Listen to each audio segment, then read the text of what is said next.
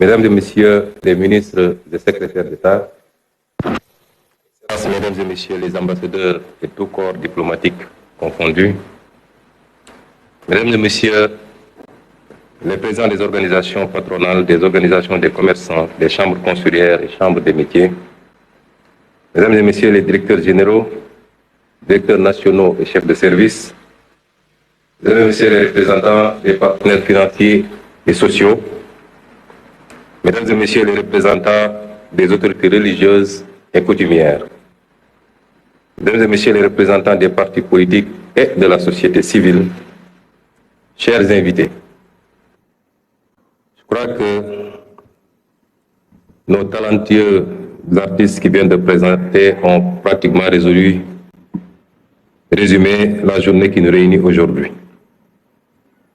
Il y a des moments dans la vie d'une nation qui transcendent les défis immédiats, des instants où l'ambition collective prend le dessus sur les intérêts particuliers.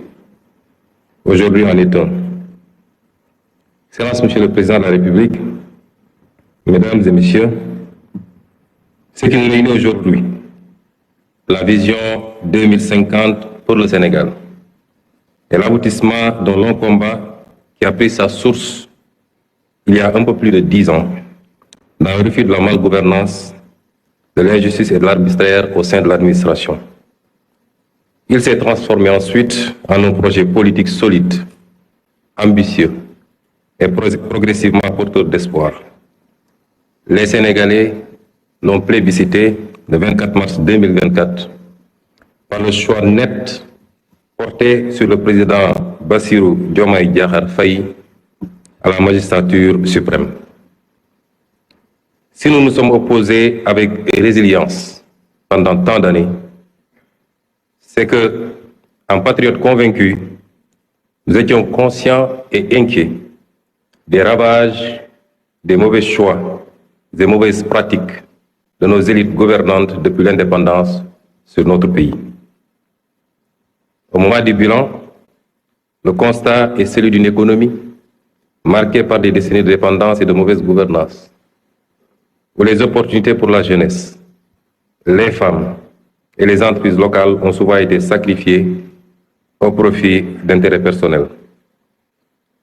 Excellence, Monsieur le Président de la République, vous avez matérialisé votre attachement à une gouvernance transparente et vertueuse des affaires publiques dès votre passation de pouvoir en diligentant des audits, parmi lesquels l'audit des finances publiques, dont les conclusions que nous avons présentées il y a quelques jours ont révélé la gravité des errements coupables du régime sortant. Les fragilités structurelles de l'économie sénégalaise, une dépendance aux ressources extérieures et aux matières premières, un secteur privé trop limité, ainsi qu'une gouvernance administrative souvent inefficace, plombée par la corruption. Après ce courageux exercice de dressage de la situation de référence et de vérité à l'endroit du peuple sénégalais et des partenaires, nous revoilà devant vous pour présenter le nouveau référentiel de nos politiques publiques et sociales. Monsieur le Président de la République, rappelons que vous avez été élu sur la base d'une offre programmatique intitulée « Le projet pour un Sénégal souverain, juste et prospère ». Dès votre installation, vous avez bien voulu nous faire l'honneur de nous confier la passionnante mission d'opérationnalisation des idées innovantes que vous y défendez, pour une rupture qualitative et profonde. Il s'agissait pour vous de poser les fondations d'une transformation systémique par des solutions durables, non pas pensées dans le mode fast-track, mais qui reposent sur une vision à long terme, qui transcende les clivages politiques, pour refonder le Sénégal sur des bases solides et durables. L'équipe de conception, composée d'experts de la primature et du ministère de l'économie, du plan et de la coopération, s'est immédiatement alors mise en place sous la direction du ministre de l'économie, du plan et de la coopération et du ministre secrétaire général du gouvernement, sous ma supervision. À cette équipe est venue s'ajouter l'expertise du cabinet Performance, qui, dans un élan patriotique, est venu offrir sa contribution à cette phase d'élaboration du référentiel. Ce groupe de travail s'est donné corps et âme sans répit durant ces 4 derniers mois à organiser des retraites, des VMM pour aboutir aux résultats qui nous réunissent aujourd'hui. Les choix d'élaboration de ce document reflètent les options fortes de son Excellence, Monsieur le Président de la République, de faire confiance à l'expertise locale, d'une part, et d'impliquer davantage le secteur privé national dans toute définition et exécution des politiques et programmes publics. Le diagnostic stratégique qui a découlé de ce travail pour notre pays pourrait se résumer en 4 grands mots. Notre modèle ne crée pas de valeur, une croissance d'à peine 0,4% en moyenne du PIB, une gouvernance qui ne favorise pas l'éclosion, 10 entreprises pour 10 000 habitants au Sénégal contre 500 pour 10 000 au Maroc et 709 pour 10 000 à Singapour, une population active mais peu productive, 80% sont des ouvriers, commerçants ou artisans. Le privé génère 2 fois moins d'emplois que le public. Un modèle social inéquitable. 4 Sénégalais sur 10 sont pauvres. Et à l'indice de développement humain, nous sommes classés 169e sur 192. Voilà sommairement dresser les mots dont souffre notre pays. Ce cercle vicieux de dépendance et de sous-développement nous a maintenus à la lisière des trajectoires vertueuses qu'il nous incombait d'emprunter ces dernières décennies. Nos experts y reviendront plus largement lors de leur présentation. Nous savons hélas que nous ne pouvons plus revenir en arrière, mais nous pouvons prendre un nouveau départ. Commencer à partir de maintenant et emprunter une toute nouvelle trajectoire librement choisie, partagée et assumée. C'est la haute et noble ambition fixée par son Excellence le Président Bassirou Diomaye Diakhar Faye. Pour y parvenir, nous ne ferons plus comme avant, courir d'une réforme à une autre, d'un projet à un autre, touchant à tout, laissant bien souvent par-ci, par-là un goût d'inachevé, et toujours dans la précipitation électoraliste et le dictat du prochain mandat. Nous avons pris le pari d'adopter un nouveau modèle de développement sur le long terme, reposant d'une part sur un État stratège qui favorisera grandement le développement de filières compétitives, de pôles territoires viables, avec des villes épicentres et un secteur privé national fort. Comment y parvenir? Notre approche repose sur une transformation systémique, incluant bien entendu une plus grande responsabilisation de nos concitoyens d'ici et de la diaspora.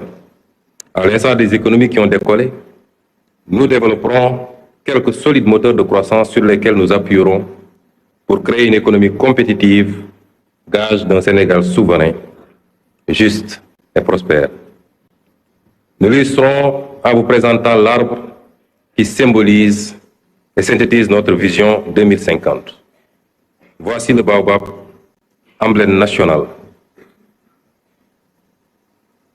4 parties principales composent cet arbre majestueux, familier dans nos paysages.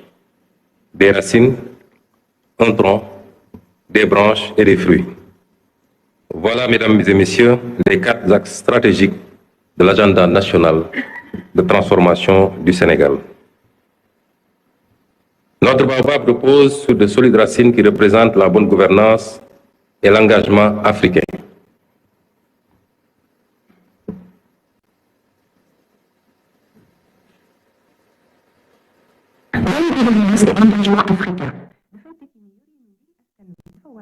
lépp leer ci askan wi maanaam jub jubbal ak jubbanti loolu mooy indi jàmm ak dal ci nawet bi itam lañuy gën a dooleel lëkkaloo gi am ci suñ diggante ak yeneeni réewu Afrique yi ñu mën a àndandoo liggéey ngir mën a yegg ci mébét yi ñu bokk. Et le solide tronc du baobab représente un aménagement optimal et un développement durable.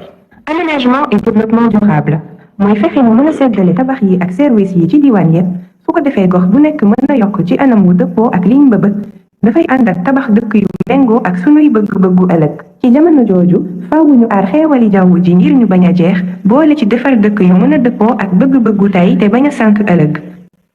Mesdames et messieurs, les branches fournies représenteront notre capital humain, de qualité et la garantie de l'équité sociale. Capital humain de qualité et équité sociale.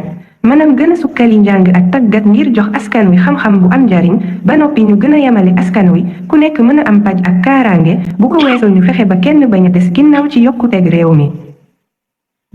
Et les fruits enfin qui représentent notre option de bâtir une économie compétitive. Économie compétitive. li ñu jublu mooy Sénégal bu moom boppam jub te am naataange ànd ak koom-koom gu am taxawaay maanaam sos koom-koom gu mën a joante ak àddina si. loolu dina gën a dooleel barabi yokkute yi gën a yombal liggéey yi gën a yombal dundinu askan wi su réew mi jàppale secteur privé bi mu am doole ba noppi fexe moom boppam ci wàllu koom-koom loolu dina tax alal ji am njariñ ci askan wi ci noonu lañuy gën a yombalee ay liggéey ak ay gis-gis yu bees ci dëkk bi.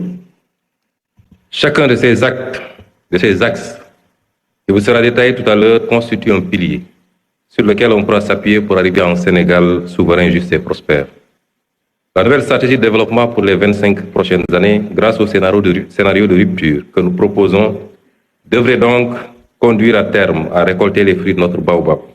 Un Sénégal souverain, juste et prospère, c'est une nouvelle trajectoire de développement, c'est des moteurs de croissance en pleine expansion, c'est enfin une nouvelle carte économique et de nouveaux corridors. Monsieur le Président de la République, distingués invités, il ne me reste plus qu'à laisser la place à nos experts pour vous fournir plus de détails sur le nouveau référentiel. La présentation se fera en 3 étapes. Le diagnostic, qui sera introduit par M. Cheikh Moudou Thiam, directeur de la planification au ministère de l'économie, du plan et de la coopération. La vision 2050 par M. Victor Ndiaye du cabinet Performance. La déclinaison quinquennale et le cadre de mise en œuvre par M. Souleymane Diallo, directeur général de la planification et des politiques économiques au ministère de l'économie, du plan et de la coopération. Suivra ensuite le panel qui permettra à quelques discutants de donner leur première impression et à une représentation du gouvernement de répondre éventuellement à leurs sollicitations. On souhaiterait aussi que le panel se passe en langue nationale ou alors que ça passe d'une langue à une autre pour qu'il soit le plus inclusif possible et que pour que le maximum de Sénégalais puissent comprendre les enjeux de cette journée. Je vous remercie de votre aimable attention.